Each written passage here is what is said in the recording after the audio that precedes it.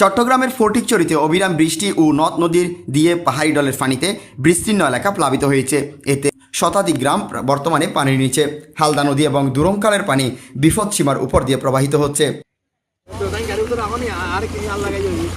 গহিরা হিয়াকু সড়কের ফাইন্দ নারায়ণহাট এলাকা, নাজিরহাট কাজিরহাট সড়কের সুয়াবিল এলাকার কাঠিরহাট সমিতির হাট ও নানুপুর সমিতির হাট সংযোগ সড়ক সহ কয়েকটি স্থান কুমোর সমান পানিতে তলিয়ে সড়ক যোগাযোগ বন্ধ হয়ে গেছে।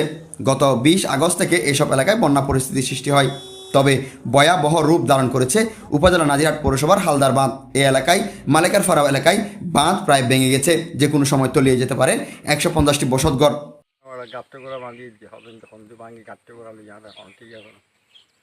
রাতে তো ঘুম নতো শুধু আইও সর হ্যাঁ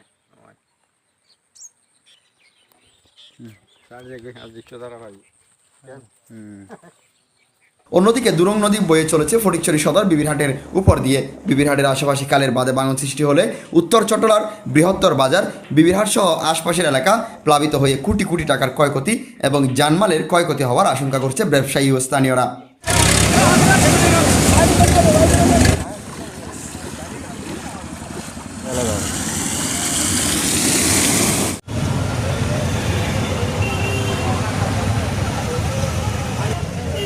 খালের পূর্ব পার ও আজকের মধ্যে এখানে বাজেট দিয়ে যেন এটা সংস্কার করা হয়, না হলে বিবিরহাট বাজার থেকে শুরু করে পৌর প্রশাসন কিছু থাকবে না এখানে।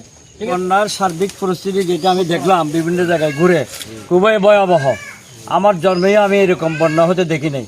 আমরা শুনতেছি এখানে হালদা নদী সব জায়গা দিয়ে, আর এখানে আমাদের উত্তরে হিন্দুস্তানের বর্ডার, ওইখান থেকে সব কিছু সুইচ গেট বেট সব বন্ধ করে দিয়েছে।